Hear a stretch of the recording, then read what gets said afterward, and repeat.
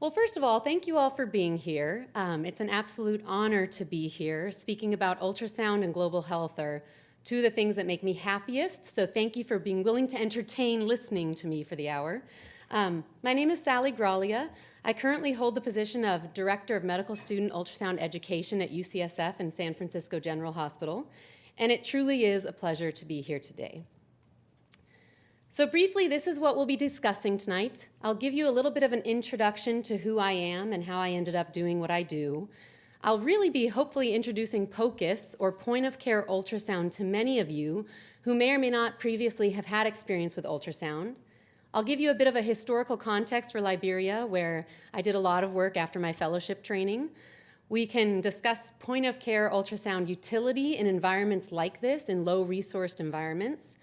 And then a little bit about program development in these contexts as well. And finally, I'll end with cases, so ultrasound cases and how they directed diagnosis and management. And then finally, I'll end. I really appreciate you all sharing a little bit with me about who you are and why you're here. My goals for tonight are really to share my experience with you and give you a brief overview to building programs in environments like this, should you ever be in a situation that's similar.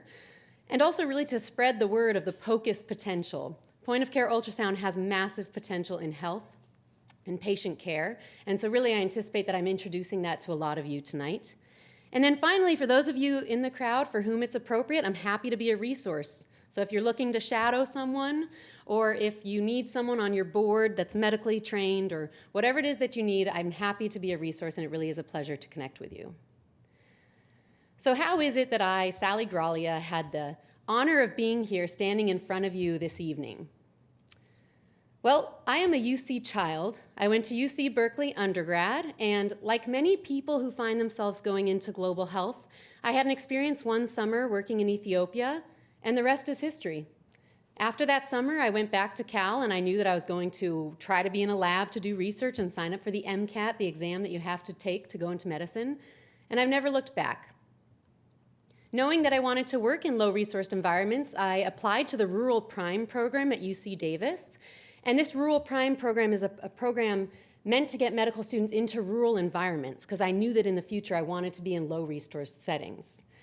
This Rural Prime program is kind of comprehensive with a master's in public health, so I did my MPH between my third and fourth year at Johns Hopkins. And then I came back here to UCSF to do my training in emergency medicine, again, kind of inspired by this idea that I wanted to be a physician who could care for any patient, anytime, anywhere, in whatever environment. Also with that desire, I ended up going to Mass General Hospital to do my ultrasound fellowship, anticipating that ultrasound would get here to the portable device that you could take with you and use in any context.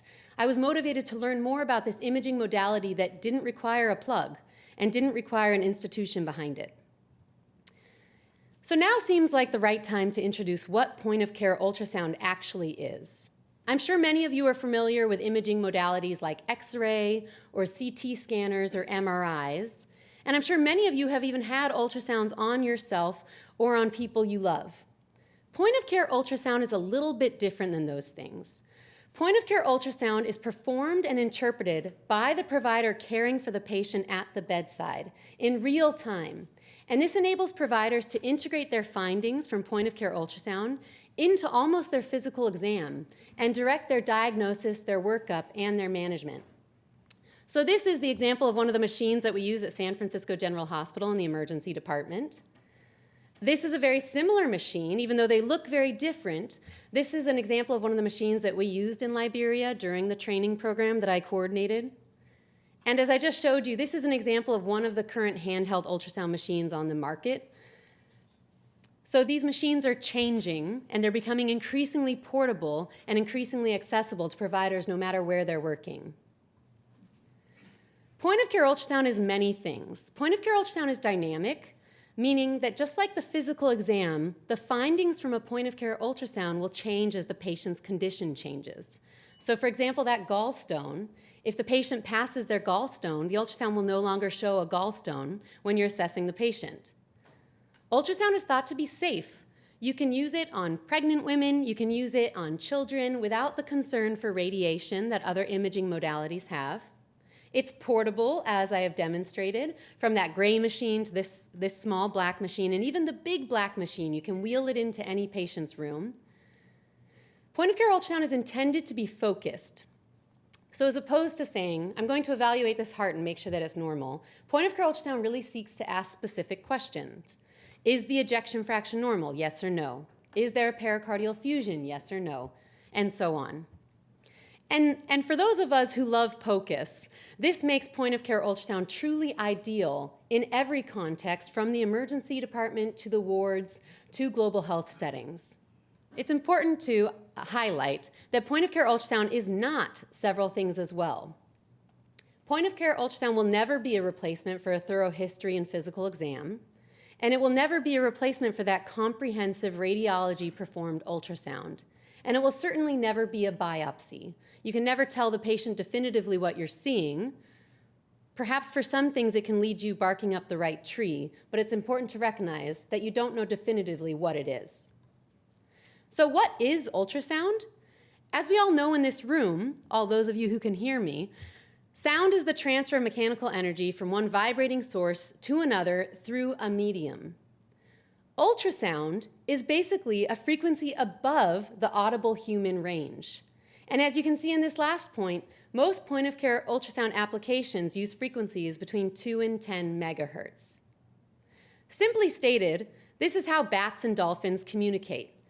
The ultrasound wave comes out of one source, hits an object far from the source, and bounces back to the source, enabling it to know how far away it is. So here's another diagram. For every ultrasound machine, that's not true anymore. In the traditional ultrasound machine, all ultrasounds had these crystals. These are called piezoelectric crystals, and they're kind of magic. They operate as a sender and a receiver.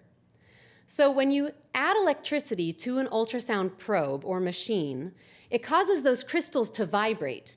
And vibrating those crystals causes a wave to go out from the ultrasound probe. So if I were holding the ultrasound probe here and it goes through my skin down into my body and hits my kidney, the ultrasound wave starts to bounce back to the ultrasound probe, causes those piezoelectric crystals to shake, and then send images to the screen at which you're looking. So this is really the way that you guys are used to seeing ultrasound. During that year at Mass General Hospital, I got connected to an organization called PURE, which is Point of Care Ultrasound in Resource Limited Environments. And it's at Mass General that this story really begins. This is Trish Henwood, who's the founder of PURE, who coordinates the training of physicians all over the world in point of care ultrasound. Trish is a remarkable human. She's kind, driven, generous, brilliant, and incredibly capable, and I'm lucky to call her a mentor, colleague, and friend. During my fellowship, I had the pleasure of connecting with Trish and working with her in Uganda on a POCUS training. Shortly thereafter, Boston Children's Hospital came to Trish saying that they'd been asked to coordinate a point-of-care ultrasound education program in Liberia. And Trish connected Boston Children's Hospital to me. It was actually over a cup of coffee that Trish offered me the job in Liberia.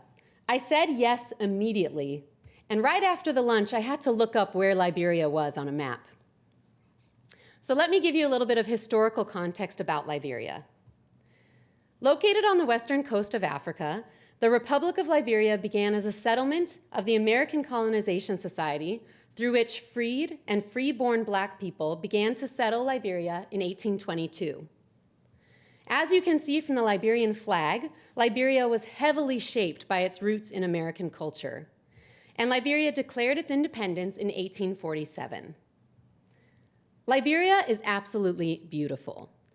It's beautiful in its environment, it's beautiful in its vibrance, in its coastal diet, in its diversity of tribes and culture, and also in its openness. Liberia is absolutely beautiful. In its heyday, Liberia had a bustling economy. This is Hotel Ducor in the 1970s. It was actually built in the 1960s. And the Ducor is located at the highest point in Liberia. It was the first international class hotel in Liberia. And for years, it was one of the few five-star hotels on the continent of Africa. As you can imagine, this was a destination for dignitaries who were visiting for conferences, and it was a getaway site for Liberians who could afford it. But this is that same hotel today. And this is one of the ground floors. So what happened? As many countries have experienced and endured, between 1980 and 2003, Liberia endured 23 years of instability, 14 years of violence, and 2 different civil wars. As you might imagine, many Liberians with means and connections outside the country fled and relocated outside of Liberia during that time. Shortly after the conflict ended, in 2006, this is one of the figures of how many physicians there were for the population of almost 4 million people. That's roughly equivalent to about 76,000 patients per physician. And not to mention the hospitals, the clinics, and the equipment that were destroyed during those years. What was once a well-fortified, high-resource care system was decimated. And then, March 30th, 2014 happened. This was the day that Liberia confirmed its first 2 cases of Ebola in the country. The 2014-2016 Ebola outbreak in Liberia, or in West Africa, began and spread to urban areas and crossed borders within weeks. It became a global epidemic within months. This was a figure from relatively early in the outbreak, and as you can see, Liberia had the highest incidence of cases and also the highest associated mortality rate, being just here. Other neighboring countries had similar cases, but very different death tolls, and part of that no doubt can be attributed to the lack of the healthcare infrastructure. As of May 2015, 0.1% of Liberia's entire population had died due to Ebola, as compared with 8% of its healthcare workforce, including doctors, nurses, and midwives. According to one report, this translated into a 10% reduction in doctors in Liberia and an 8% reduction in nurses and midwives. So you can imagine that in a country that already had a weakened healthcare system and added a further insult to human resources and expertise, POCUS can be highly effective. It was in this context that I was asked to take a year-long full-time position leading the country's first point-of-care ultrasound training. So I hope that you can already tell that I love point-of-care ultrasound. I use point-of-care ultrasound in the emergency department as I'm taking care of most of my patients. And point-of-care ultrasound makes sense in a relatively high-resource environment like this at UCSF and at San Francisco General, but it makes even more sense in a low-resource setting like Liberia, a country without access to other reliable imaging modalities like X-ray, CT, or MRI, or the radiologists and the specialists who'd be able to interpret those studies. Point-of-care ultrasound makes a lot of sense. This is JFK Hospital, the John F. Kennedy Hospital in Monrovia, Liberia. This is the National Academic Tertiary Teaching Hospital for the country. At JFK, at least at the time, clinicians and patients sometimes had access to X-ray. If the tech was physically present in the hospital, if the patient and the family could afford it, if the patient was stable to be transported for X-ray, if the patient was physically on the first floor, because I have no idea why the machine could not make it to the second floor despite a ramp, and if there was power. At the time, there was no CT scan at the hospital. That is no longer true. And at the time, there was one MRI in the country that was 8 hours away by road and inaccessible during the rainy months. The use of point-of-care ultrasound by the physicians caring for the patients at the bedside enabled providers to make diagnoses and perform ultrasound-guided procedures safely at the bedside in real time. My job that year was to build an expertise among an interdisciplinary group of resident physicians, training in various specialties, including pediatrics, internal medicine, surgery, family medicine, and OB-GYN. The goal of that program was not only to train these 12 physicians to be experts in performing, interpreting, and integrating point-of-care ultrasound, but really to train the trainer, creating a cohort of Liberian expertise who could go on to train their colleagues. So this is Dr. Bartekwa teaching in internal medicine. This is Dr. Richards giving a training session to the pediatrics department. This is Dr. Jala teaching one of his faculty members how to use point-of-care ultrasound. So let's speak a little bit about starting a program like this in an environment like this. I learned a lot through the years, and the first thing I learned was that mentorship is absolutely crucial. This is Dr. Michelle Nisharenko, another exceptional human, a dear mentor, colleague, and friend. As the Director of Global Health at Boston Children's Hospital, she was my supervisor in my role as the Liberia College of Physicians' first ultrasound education director. The funding for this program came through something called the Health Workforce Program, which was dedicated to rebuild the healthcare workforce in Liberia. And her mentorship was absolutely invaluable. The other thing that I learned is that the existing relationships in these places are also invaluable. Michelle's relationship with all of the chairs, the administrators, the Minister of Health, the head of JFK Hospital was invaluable to get the buy-in to make this program happen. This is Dr. Don, who was then the Minister of Health, and Dr. Don was incredibly excited about the idea of physicians performing point-of-care ultrasounds at the bedside to aid in the diagnosis and management of patients. These are some lovely photos of some of the lovely chairs and head of departments who also had to have the buy-in into POCUS training. No matter what, this education was going to take time away from their residents, energies, and time elsewhere. I was just one human during this year, and there were 5 different departments that I was meant to educate throughout this year, which was a bit tricky. And so we came up with what I think was relatively thoughtful integration. We wanted the program to be visible to all the departments. We wanted me to be a resource accessible to all of the departments, but we certainly didn't want to step on anyone's toes. We couldn't have this on one day as opposed to another because some of the residents wouldn't be able to come or would be rotating elsewhere. And so the way it happened is that I ended working with pediatrics on Mondays, family medicine on Tuesdays, internal medicine on Wednesdays, surgery on Thursdays, and OB-GYN on Fridays. We were very thoughtful about our integration, and all of the education that I had for this cohort of 12 residents was outside of their day's schedule so that they would never be expected to miss their other residency obligations. In that, we had to be very mindful about equipment in order to have a successful program. Fortunately, before my time, there had been another grant through which Dr. Nisharenko obtained several ultrasound machines. So all of the departments actually had this type of ultrasound machine. I was responsible for all of the equipment from the chargers to actually doing inventory to figuring out what other machines existed in the hospital and who was using them and why or why not. We were responsible for thinking thoughtfully about how these machines would get around. I'm sure many of you have been in contexts where there are resources, but they're not available to the people who need them when they need them. So we purchased this machine on the bottom left side of your screen to make sure that our machines wouldn't go anywhere, but they would always be accessible to the residents when they needed them. Then I was left, having just finished residency and fellowship, to really create standards for this program.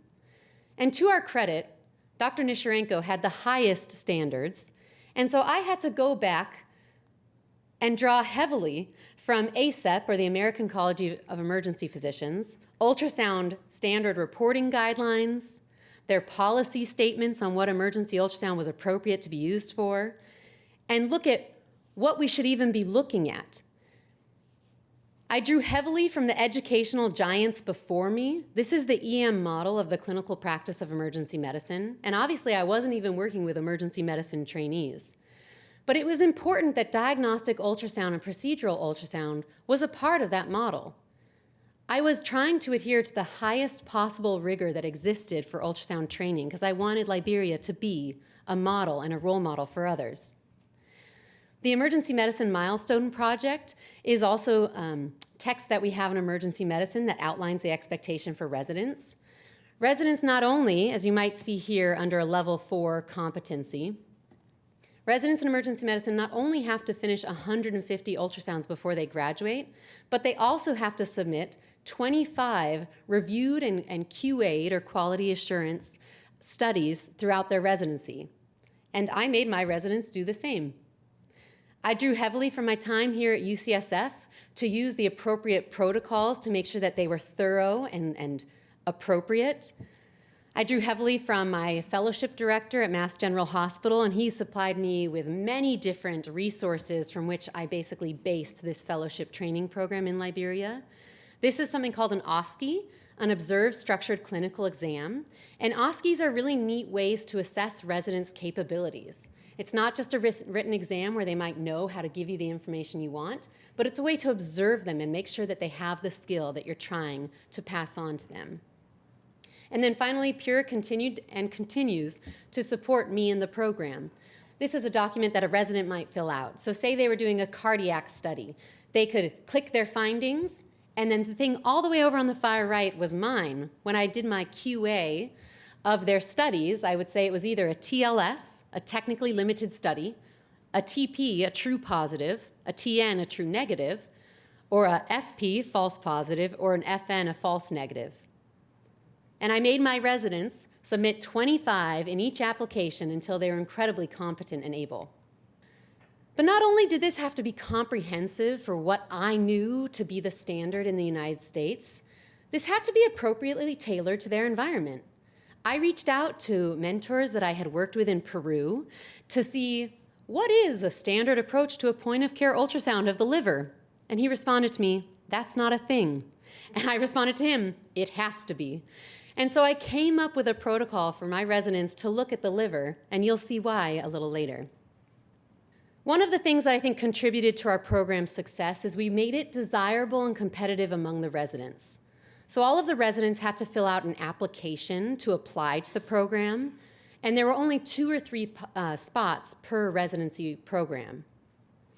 Also, we had to make sure that there was a deliverable. Dr. Dawn, the Minister of Health, had to see that we had met our expectations and we were meeting the program's expectations. So I put together something we called the Ultrasound Track Manual. The program was not called a fellowship, and again, quite intentionally so. This was not intended to step on any toes, and at the time, Liberia didn't have fellowship training programs in country. We didn't want to mess that up, so we called it the Ultrasound Track, something different, but not something official. And in that Ultrasound Track Manual, basically, I had a weekly outline of all the curriculum, what the lecture would cover, what the homework was from the previous week, and what the homework was for the following week, accompanied by readings, maybe sometime educational videos, really expecting these residents to work every week on their point-of-care ultrasound. And then finally, this had to be measurable. At the end of that year, I have many Excel sheets. And those Excel sheets tell me all of the studies that every resident submitted and how they did, if they were false positives, or if they were true positives, or if they were true negatives. Don't get me wrong, as you might imagine, in a place post-Ebola with limited access to kind of hygienic cleaning material in the hospital, there are many, many challenges. 2 of the biggest challenges from that program in my mind were funding. Thinking about the longevity of a program is thinking about its longevity of funding. This program, I hope you can see there, was funded by the World Bank. It was called the Health Workforce Program. So funding will always be a challenge. And similarly, sustainability. I think this program was a raging success for those 12 residents. Those 12 residents were truly capable, brilliant, wonderful driven, all fabulous humans, and they were all very good and excited and capable educators, which really was the goal, to create a local expertise, the opposite of brain drain, and excite people to come to JFK Hospital. But in sustainability, there has to be someone who takes the reins. And unfortunately, this program doesn't have that yet. Okay, so enough about kind of program development. Let's get into the bread and butter, the point-of-care ultrasound. So when I tell people that I trained in point-of-care ultrasound, the most common response I get is, "Oh yeah, pregnant women, right?" As many of you know, from either the perspective of your own pregnancy or the excitement of another family member being pregnant, of course, point-of-care ultrasound and ultrasound in general is used to assess those pregnancies. But in emergency medicine, OB, or obstetrics ultrasound, is a relatively small portion of what we do. The routine ultrasounds that women get during their pregnancy are actually not even within the scope of point-of-care ultrasound. Point-of-care ultrasound is really an at-the-bedside test. So instead, on a clinical shift when I'm in the emergency department, any patient that I have that comes in with chest pain, shortness of breath, leg swelling, or a variety of other cardiovascular complaints, I might do a point-of-care ultrasound of their heart. So for those of you who might not have seen a point-of-care ultrasound of the heart before, this is called the parasternal long view. This is the right ventricle. This over here is the left ventricle. This is the left atrium. This is the mitral valve through which the left atrium empties into the left ventricle. This is the aortic valve, and this is the aorta. This is the descending thoracic aorta. Cardiac is certainly a very common application that we use in the emergency department. Alternatively, you might also be familiar with blood clots being diagnosed on ultrasound. So what this shows here, this is the patient's right lower extremity. This is the femoral artery, the deep femoral artery, and the femoral vein here that's being completely squashed as the provider applies pressure. That tells the provider at the bedside that that patient does not have a DVT, or a deep venous thrombosis. So let me share with you a few of the cases that we have used point-of-care ultrasound for in the environments in which I've worked. This first case. Ultrasound is commonly used in the assessment of traumatic patients. So this was a 17-year-old male who presented after a motorbike accident. They were unable to obtain a blood pressure in the field, and the patient had cool extremities to touch. He had abrasions to his shoulder, but no obvious external bleeding, no obvious long bone fractures, or chest wall trauma.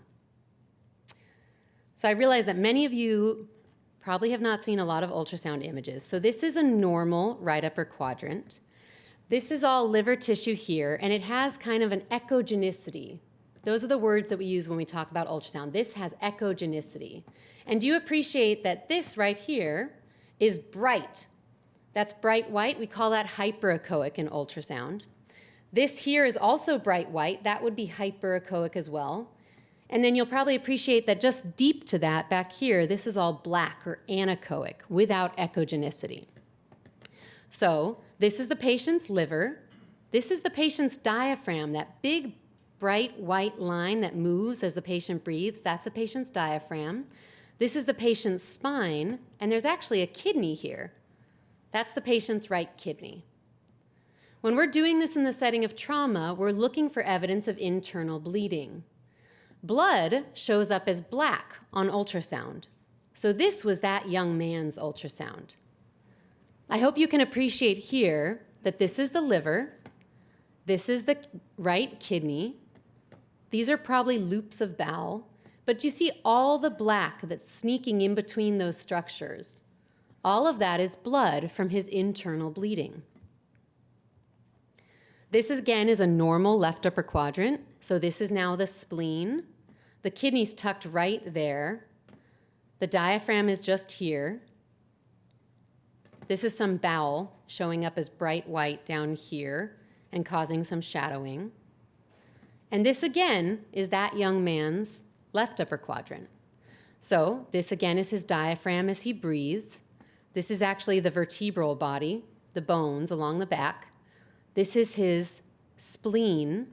This is his kidney. And then can you appreciate these little black triangles sneaking in on the right side of your screen? That's blood kind of sneaking around the spleen tip. Just for fun, there are ribs that overlie some of the belly. And so what's happening here is that this is a rib very close to the ultrasound probe, just underneath the skin surface. And you're getting a big shadow right from that rib. So in this study, which is called the FAST, we're looking at the abdomen to look for evidence of bleeding to know if this patient needs to go to the operating room for rapid intervention of some injury inside the abdomen. We've looked in the right upper quadrant, we've looked in the left upper quadrant, And next we look in the pelvis. So this is actually, fluid shows up black. So this is actually the bladder, which is full of urine. And so this, again, is a normal pelvic ultrasound in the setting of trauma. And this patient, I hope you can appreciate that all of this fluid here, none of that belongs there. He shouldn't have all that free fluid in his belly. So based on this ultrasound, that 17-year-old male who had no recordable blood pressure, he went straight to the OR with surgery. They did what's called an exploratory laparotomy, where they go through the abdomen. They generally run the bowel. I'm not a surgeon, so I don't know exactly what they do, but my med school days remind me that they investigate all of the large organs in the abdomen, and they run the bowel looking for evidence of injury. He was noted to have a splenic rupture. They took out his spleen, and 1 week later, he was discharged from the hospital. So trauma is a really common setting for point-of-care ultrasound to be used, especially at San Francisco General, which is a level 1 trauma center. This is another case. This is an incredible case. So this is a 55-year-old gentleman with a history of high blood pressure who presented to the emergency department with really severe chest pain radiating or moving to his back. He was noted to be diaphoretic or very sweaty. He had increased work of breathing and was noted to be clutching his chest. So the wonderful residents with whom I worked, of course, did an ultrasound because he was having chest pain. And they saw this. So I hate to play mean tricks on you, I'm very sorry, but this is actually the same view as that previous view I showed you. This is a patient's heart. Obviously, it's not a video, it's a still image. And this is the patient's right ventricle. The orientation on this image is actually switched, and that's why it looks like the reverse. But this is the patient's right ventricle. This is the patient's left ventricle. The left atrium is here. And remember, the left atrium opens into the left ventricle, and then the left ventricle pumps through the aorta to the rest of the heart. What this is showing is that that measurement across that aorta is 4.87 centimeters. And normal is less than 4. So he was noted to have a wide aorta on his parasternal long view. And then the fabulous resident physicians I was working with looked, I believe that this is his aortic arch. So the heart sits here, the aorta comes out of the left ventricle and then goes down the back of the thorax or the chest and goes through the belly and then splits into different vessels. And what this is showing is that this should just be solid black. This should just be blood-filled aorta. And I hope you can appreciate that kind of hyperechoic linear finding through the center of the aorta. That's not good. And then the residents went to the patient's belly. So they could have made this image better by decreasing the depth. This is at 19 centimeters of depth on this screen. And as you can see, we don't really need any of this space here. So they could have made this more shallow. But what you're looking at is this is kind of the edge of the liver here, and this is the patient's aorta. Again, I hope you appreciate that hyperechoic linear finding through the center of the aorta. That should not be there. And then finally, this is a video. So this is now in a longitudinal orientation with the indicator, which we really haven't talked about, but the indicator is here, pointing towards the patient's head. And what you're looking at is you're looking at that aorta running through the abdomen. And I hope, again, you can appreciate this hyperechoic finding that's kind of changing with the heartbeat. I know that's very hard to see, but I hope you can appreciate this hyperechoic line running through this anechoic or black-filled tubular structure. So this gentleman had an aortic dissection, which is while the aorta starts to dissect, the wall starts to dissect from itself. And this condition has a high mortality and morbidity no matter where in the world you are. But based on this ultrasound alone, this gentleman was diagnosed with an aortic dissection, and his family came together, pooled together the means to fund a trip to Ghana where he had definitive surgical management, and he survived. He walked into follow-up clinic in Liberia, and the providers were delighted to see him. So those cases are actually cases that you might find here in the United States. Those are cases that I might have tomorrow, heaven forbid, on my shift. But these are cases that are a little bit more specific to low-resource environments. So the first case, this was a 30-year-old female who had had 2 previous pregnancies that she carried to term and was now 3 weeks after a normal standard vaginal delivery. She was presenting to the emergency department, and this was actually in South Africa, in respiratory distress, and her husband told us that she'd just been increasingly short of breath. She was having orthopnea, meaning she couldn't lay flat at night. She had weight gain, and both of her legs were very, very swollen. She couldn't provide much history, but her husband certainly could. So going back to that image, this is a normal parasternal long. So this is the right ventricle, this is the left ventricle, this is the left atrium through the mitral valve into the left ventricle, through the aortic valve, out to the rest of the body. And this is normal. I hope you can appreciate how hard that heart is to work. It's working hard, right? It's participating. The anterior leaflet of this mitral valve here is hitting the septum with every beat. This was that young lady's cardiac ultrasound. And I think you can appreciate here that this heart is not participating as fully. The wall is very thin. These little valves are barely opening, and her heart is really not causing a lot of forward momentum. This is something called the parasternal short view, where you look at the heart like a slice of toast out of a loaf of bread. This is something called the apical forechamber, where now you're looking at the heart from the bottom of the heart, so from the apex, the tip of the ventricles. And this is something called the subxiphoid view. What this woman had is peripartum cardiomyopathy. This is something that maybe one day I'll do it. Maybe one day I'll get a PhD in this condition and try to figure out why it so disproportionately affects women in other countries. Because it's awful. It's the development of heart failure toward the end of pregnancy or within 5 months of delivery, obviously with the absence of another cause. And the left ventricular systolic function, meaning how well the heart pumps, is less than 45%, also with the finding of dilatation of the heart. The rates completely range, and the cause remains unknown, but the reality is, touch wood, I don't know that I've ever had a patient in the United States with this awful condition. In South Africa, at least at the time in the hospital in which I was working, you're not able to put a breathing tube in for these patients who have a not known to be reversible cause. So we gave her diuretics, trying to help her urinate off all the fluid that was making it hard for her to breathe. And we tried to treat her with non-invasive breathing, to put a mask over her face and try to help her through this.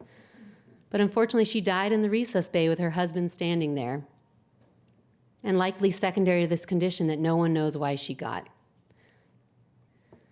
Another case with a more uplifting story. Sorry about that. This was an 11-year-old male who presented in Liberia. He had very nonspecific complaints of fever and fatigue.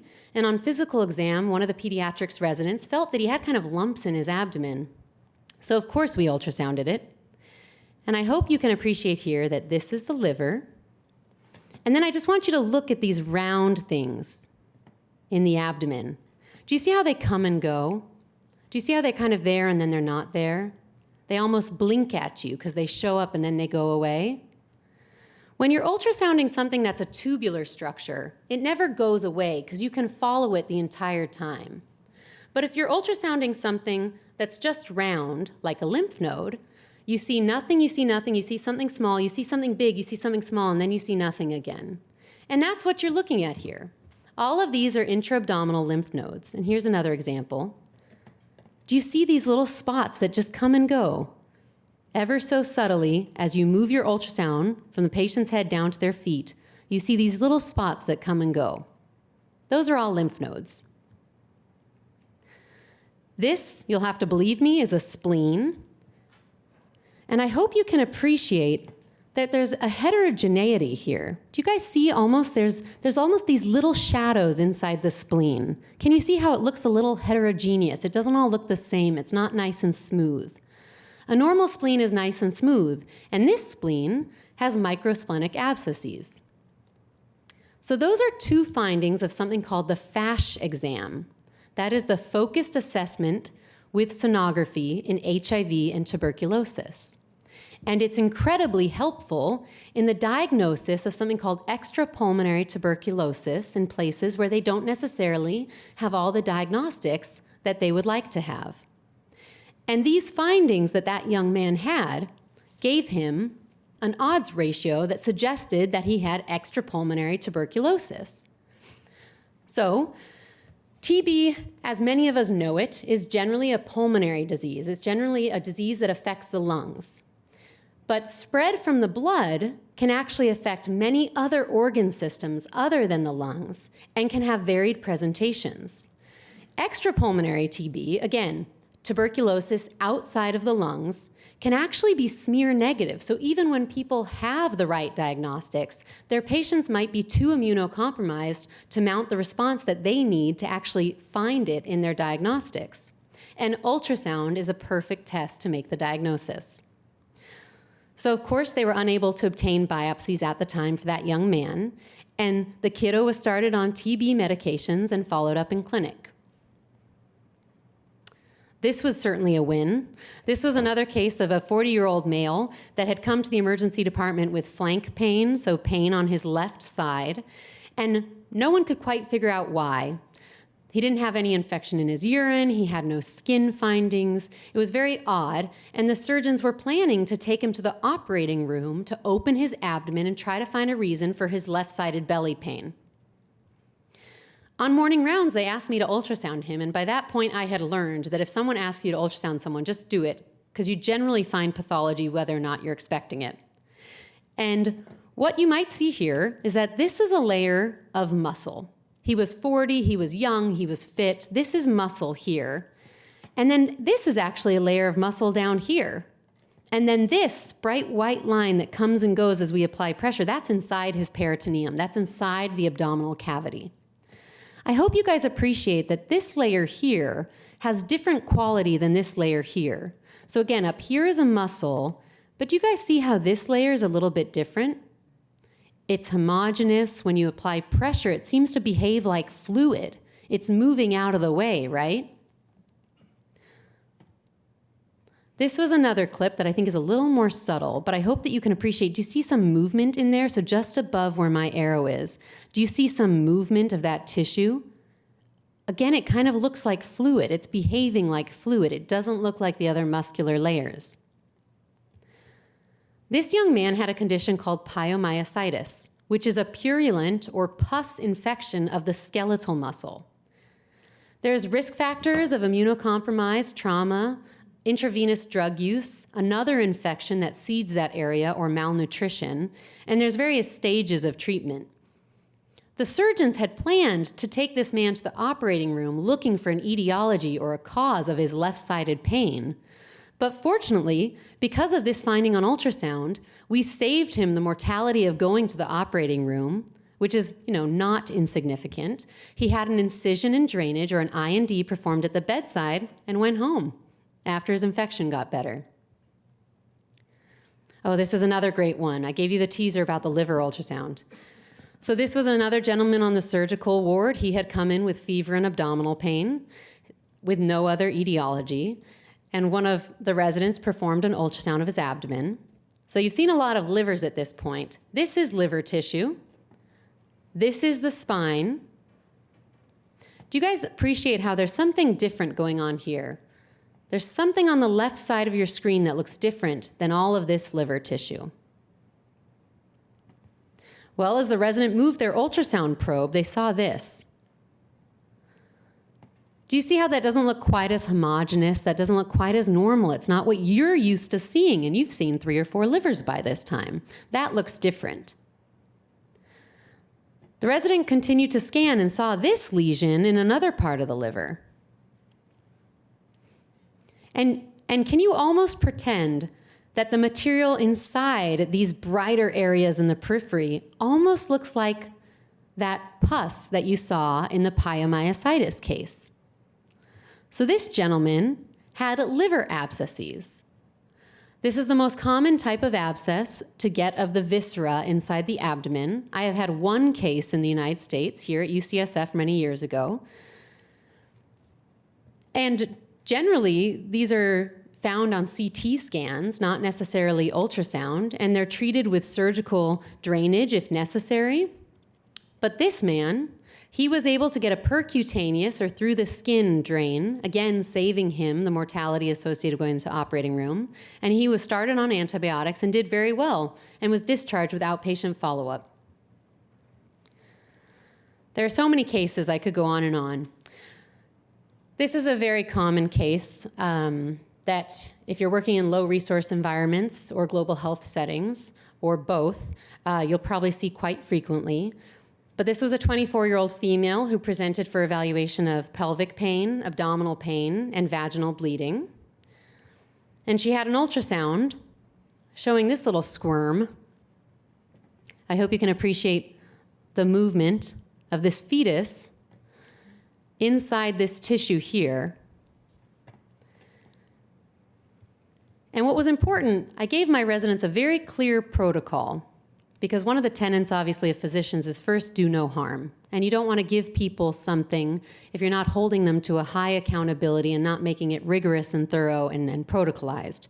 And so this wonderful resident did exactly what I told them, which is start at the beginning on the uterus and then fan side to side. So this, at the beginning, is the uterus, and this is not inside the uterus. So again, at the very beginning of this clip, this is the uterus, and then the resident scans the patient's right lower quadrant, and here is the fetus at about 14 weeks of gestation in the right lower quadrant. So that is called an ectopic pregnancy. And an ectopic pregnancy is really a pregnancy that implants anywhere outside of this uterus lining. There are many risk factors for ectopic pregnancies: a disruption of the normal anatomy, including previous infection, surgery, congenital, or tumors. Most ectopic pregnancies occur in these fallopian tubes, but then you can get pregnancies everywhere else. This woman, based on the ultrasound findings, went to the OR. She again had a laparotomy with a removal of the adnexal ectopic pregnancy and did very well postoperatively. This is one of my favorite cases just because it highlights that the mind cannot see what the eye does not know. So this was a 4-year-old male that was brought into the family medicine ultrasound room because he had a tender belly. And when you have a tender belly in the center of trauma, again, you worry about some intra-abdominal injury. And so they wanted us to do a FAST exam, and that's what we actually did on that first 17-year-old male who came in after the motorbike accident. A FAST exam is focused assessment of with sonography in trauma. So this is looking in those traumatic patients for evidence of bleeding inside their abdomen. So this little guy came in with a little bit of pain in his belly, and they were concerned that he had peritonitis or inflammation of the peritoneum. So we did an ultrasound and we saw this. And again, some of you have only seen 2 kidney ultrasounds in your entire life, and I gave them both to you tonight.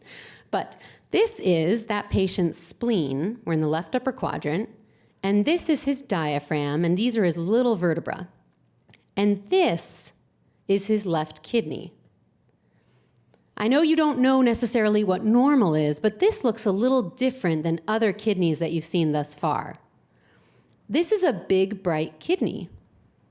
And we saw that kidney, and very gracefully, because obviously things around privacy and tender subjects, we recommended that the clinicians check an HIV test in that young man. He had a negative intra-abdominal FAST for free fluid, but he went to the OR because he persisted to have a tender belly, which was negative, thankfully for him, and they ordered an HIV test and it was positive. So HIV nephropathy is certainly something that I continue to teach the residents here, because when you see those big, bright kidneys, you want it to trigger you testing the patient for HIV. There are so many other cases we could talk about. We have 5 minutes left, and I think I'll run through a few. So these are all cases that I've showed you thus far that are totally appropriate and within the scope of point-of-care ultrasound. It is incredibly common that in other environments, if you bring something that can be useful, people will ask you to look at things that you don't have any knowledge of how to look at. So for example, This was a 13-month-old male who was sent to the pediatrics clinic for evaluation of something called a preseptal cellulitis. There's 2 different infections that you can get in the eye. There's probably so many more. Ophthalmology would hound me. There's an infinite number of infections you can get in the eye. 2 are preseptal and septal cellulitis, meaning preseptal meaning just an infection in front of kind of a plate in the eyelid, and then septal being involvement of the globe itself. This kid had no red light reflex, which is when the pediatrician kind of shines a light in the little kiddo's eye and they can see red reflecting back. So we decided to do an ultrasound. This is what a normal ultrasound of the eyeball looks like. You actually, believe it or not, you take a probe and you put it on a closed eyelid with a bit of gel, and this is what you'll see. You'll see this beautiful orbit, and this is actually the shadow from the optic nerve in the back. This kiddo was 13 months old. He certainly wasn't old enough nor compliant enough to close his eye and safely do that. So I took the ultrasound probe and we came from the side because fortunately he had a lot of cartilage. So this image is actually his right eye. And I hope you can appreciate how different this is from the other side. So instead of being nice and anechoic or black-filled, this side shows that there's something heterogeneous and something echogenic within the globe itself. This was his other eye, and you can appreciate this mass-like substance in the back of his eye. So the pediatrics team was concerned about retinoblastoma and tried to coordinate treatment for him.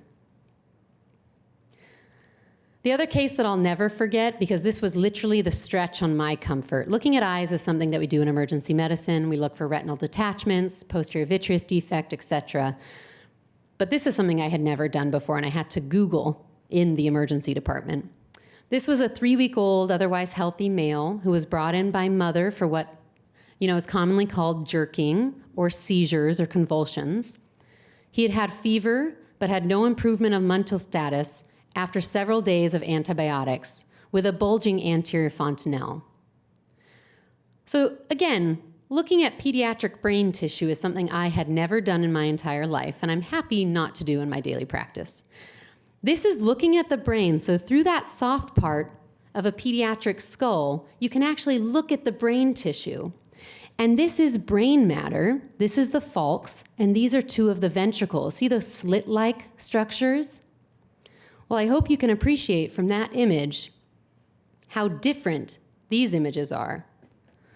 So this was actually that child with the fever and no improvement in his mental status, and this was another pediatric patient that I took care of around the same time.